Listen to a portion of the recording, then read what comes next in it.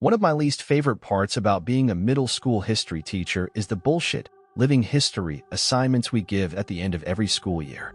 Kids are supposed to sit with their grandparents and videotape, voice record, or transcribe their oldest memories for posterity and for an easy way to bring up their GPA. I have been doing this for 17 years, and when I collected the projects this time around, I assumed they would be as dull, if not duller than usual. This had not been a particularly bright class. So I went home, poured myself a glass of wine, and prepared for a long night of, I only owned 2 pairs of pants when I was your age, and my brother got beat with a newspaper for hitting a baseball into a neighbor's yard. And of course, these projects were peppered with innocent, old person comments that were so horribly sexist and racist you just had to laugh. Now, I had a girl in my class whom I will call Olivia. She was pudgy, quiet, and proved herself a consistent B student. I expected her project to be as unremarkable as her, and perhaps that's why I was so profoundly disturbed by what I witnessed that night.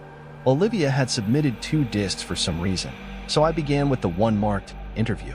My screen hiccuped twice before a grainy image of a living room came into view. The place was a hoarder's hell. Olivia was curled up in an armchair clutching a notebook and looking like a scared animal. Across from her sat a man with a somber countenance, smoking a cigarette and staring at her expectantly. "Go ahead," a woman's voice whispered from behind the camera. Olivia's owlish eyes flashed towards the screen, then back to the man.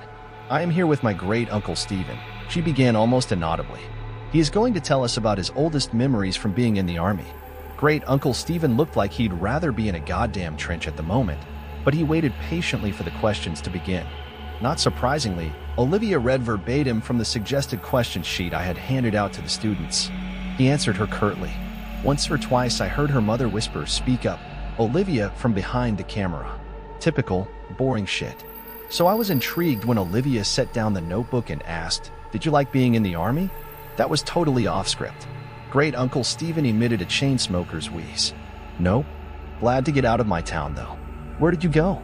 "Balkans." "Uh-huh," she said. I doubted she knew what the Balkans were, and my suspicion was confirmed when she asked, "Was Bacchus very different from here?" "Yes." Mom cleared her throat from behind the camera, perhaps encouraging Great-uncle Stephen to be a little more forthcoming. But Olivia seemed genuinely interested. "Uncle Stephen," she asked, "what is your very worst memory from the army?" The old man crushed his cigarette in the ashtray and then slowly lifted himself out of his chair. "I'll be back," he mumbled. The camera cut off.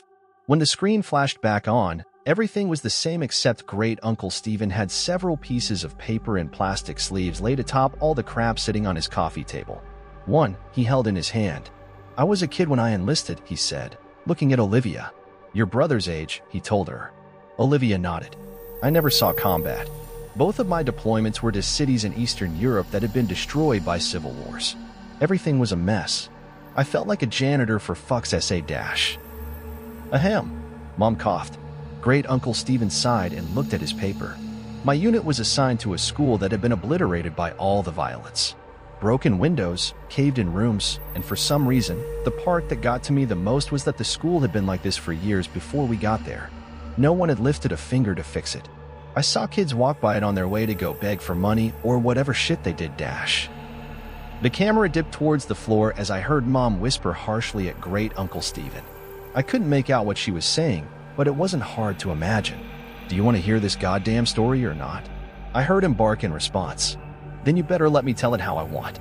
"Mom," Olivia chimed. "Please stop interrupting. Are you presenting this in front of the class?" "No, Mom. We're just handing it in to the teacher. I'm sure he's heard the word shit before." Great-uncle Stephen contributed helpfully. I wasn't a he, as a matter of fact, but other than that the statement was accurate. The camera was lifted, and after a couple of blurry focus adjustments, the shot was the same as before. I'm talking too much anyway," he grumbled. He lifted the piece of paper in his hand close to his face. "In the basement, I found this letter. I didn't know what it said, but I had a buddy of mine translate it. So I'm gonna read it now. And then I'll tell you what I saw in that basement." A chill ran down my spine. Mom zoomed into Great-uncle Stephen and his letter. His palsied hands trembled as he held up the paper. This is what he read. "Dear Sir, I never loved my country. So many of these skirmishes are born from patriotism, a power struggle for the shards of a once great empire, but I do not care what name my home has on a map. This fighting is senseless, and I stay as far away from it as I can. It was not these attacks and disorganized violence that took the lives of my wife and child. It was illness. Mercifully, it happened quickly for the baby. Nadia suffered for longer. I watched in horror knowing I could do nothing for them. My only solace is that I was there for them every step of the way. I stopped going to work one day, and no one came after me. I doubt they noticed I was gone. Since the school was simply across a field, visible from my window, it would have been easy to go for a few hours each day and come home quickly to care for them. But what was the point? All I did was clean floors. I was as useless to the world as I was to my family. I tried to take Nadia to the hospital, but the journey was too long and taxing. I brought her home, and she died that night. After Nadia and the baby were gone, well, I don't remember much. I didn't leave my hovel, barely ate and slept. Thought many times of taking my own life. Tempting though it was, I felt paralyzed by my own helplessness. The one thing that kept me sane was my radio. I never turned it off once, even though I didn't listen to the words being said. In fact, the channel I got the clearest was in English, I think, which I don't speak a lick of. But the voices, the music, and the true knowledge that life existed beyond this violent city sustained me. I have no idea how long passed before I saw the light of day again. I was dizzy from hunger, so finding food was my priority. My radio came with me, of course. Since I first holed myself up, it has gone everywhere with me. It talks to me as I sleep and as I wake. I don't know what it's saying, but I know I would die without it. Once I had some water and food, it occurred to me that the only thing left to do was go back to work. So I did. The following morning, I simply returned to the school where I was a janitor and got back to work. Nobody made a big deal out of it. Like I said, Nadia had been sick for a long time, and those who worked at the school knew it. I appreciate that no one had pestered me to come back to work during the hardest days of my life. The teachers never said much to me, but we smiled at each other in the halls, and that mutual respect was perhaps the reason I decided to come back at all. The place had gone to the dogs without me, so I simply grabbed my broom and rags from my closet and set to cleaning. Everyone is grateful to have me back, I know. And the best part is that nobody minds my radio. I bring it with me everywhere and keep the volume low enough not to disrupt the students. No one has ever complained. In fact, I suspect they like it. The schoolhouse is not very big, but does require a lot of maintenance. The floors are always sticky and stained, so I spend most of my time mopping. Kids make messes. I guess that's why I'm still in business. Sometimes I have to move things around to make sure I get every spot on the floor beautiful and clean, but I take pride in that. And the repairs. The school always needs tune-ups here and there, and I am happy to help. Some days I'm reconstructing a desk that broke as I whistle along with the radio. Other times I handle more serious, structural issues. Days when I have work like this, I feel truly instrumental, like a cog in a larger machine. How could this school survive without me?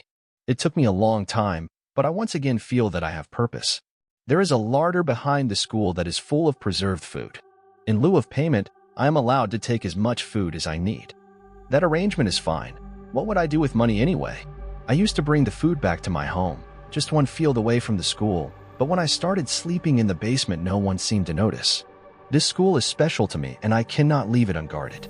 When I am besieged with memories of my wife and baby, I turn up the volume on the radio to drown out such thoughts. It works for me every time, except this morning. Because this morning, I woke up to dead silence. I frantically examined the radio to see what had happened. I honestly cannot tell you how many days in a row I have been using it. Did it simply live out its life and die naturally? I have spent the entire day trying to fix it. Most of this time, I have been crying. I am losing my mind without it. I have given myself until sundown. If I cannot fix it by then, I am going to take my life. I am writing this because the sunlight is starting to die, and I know what my fate shall be. I have thought about taking one last walk through the halls of my school, saying goodbye to the students and teachers. I know I will be missed, but I cannot bring myself to leave this room. I cannot go anywhere knowing that my radio is dead in here. There are no more tears in me. It feels now like I can't catch my breath. I vomited what little food I had in my stomach, and I am growing dizzy again, like I did after Nadia died. I am not long for this world. But before I take my life, I have closed the door to this room and stuck a chair beneath the handle. It is the only room in the basement and has a small casement that lets in just enough light for me to see what I am doing. If anyone is kind enough to come looking for me, they should not be met with this gruesome sight. Perhaps they will see the door is blocked, smell my rotting body, and simply forget I ever existed. But I have placed both my radio and this note outside the door. Kind sir, if you are reading this, I have one humble request. Please fix it. Save my radio. It did not deserve to die in its sleep, and I am ashamed that I cannot revive it. Now I am ready to join Nadia and little Ludmila in heaven. I hope this school can find another janitor who loves and cares for it the way I do. The hour is now. Do not forget my radio. Stanislav. When Mom zoomed back out, Olivia had tears in her eyes. Thank you for sharing, Uncle Stephen, Mom said, her voice choked. I think we have enough. Wait, Olivia chirped. He said there's more. What did you find? Before great Uncle Stephen could open his mouth, the image disappeared. My jaw dropped. Was that it? What did great Uncle Stephen see? I promptly remembered that there was a second disc. This one was unmarked, but I hoped it contained the rest of the interview. There was no video, only audio. The voice that started up was Olivia's. Hi, Miss Garrity. I'm sorry about my mom, but she refused to record the rest of what my uncle was saying. But I asked him to continue and secretly recorded the story as a voice memo on my phone. I remember you said earlier this year that history is written by the people who win wars. She sucked in a breath and commenced crying. But everyone's history is important, even if they are sad, pathetic people, and even if they never won a single thing in their life. I haven't slept through the night since I finished this project, but you have to hear what my uncle has to say. There were tears in my eyes, too. The sincerity of her words was beautiful. I was also flattered that she had remembered some trite phrase I threw around because it was what my history teachers said to me. Before I got too sappy over it, the audio began again. Fine, came Mom's frustrated voice. If you want to hear the rest of the story, fine, but this is not appropriate for a school project. Let me finish, great Uncle Stephen snapped. If it's too much for you, help yourself to a snack in the kitchen. But Olivia wants to know what happened. I heard her mother mumble something and walk away. Olivia and her uncle were alone. I imagined her looking at him expectantly. So did you find the radio? Or did it get ruined when the school got blown up? He rasped, and I heard the distinct click of a lighter. That letter, he began slowly, had a date on it. What date? She inquired hungrily. It was dated 2 weeks before we started rebuilding the school. Didn't you say the school had been destroyed like 2 years ago? Yes, replied great Uncle Stephen. It had been. There was silence as I felt goosebumps on my arms. The images that came to my mind were almost too overwhelming to express, but great Uncle Stephen put them into words effortlessly. Clearly he had spent his whole life thinking about it. This man, this Stanislav, went to a vandalized, falling apart schoolhouse and cleaned up blood and rubble like it was spilled drinks and dust. He smiled at dead bodies in the hallway and believed they were smiling back at him because they liked his radio. He moved around corpses so he could sweep the ground under them. The roof was half collapsed, so when it rained, he must have gotten soaking wet but was so oblivious that he didn't even feel a thing. I could hear Olivia crying steadily. I found the larder he was talking about. It was all pickled, preserved food that probably tasted like shit. Most of the stuff was moldy. Did you see the dead body? Yes. Hanging from the ceiling, but still amazingly lifelike. He wasn't rotting away. This hadn't happened years ago. Did he look peaceful? She asked, a chord of desperation in her voice. Couldn't tell you. The smell was rank, and his face was blue and his eyes were bulging. Like this. I imagined him demonstrating. And the radio? Olivia wept. I heard great Uncle Stephen take a long drag of his cigarette. It was there, all right. And it was still on.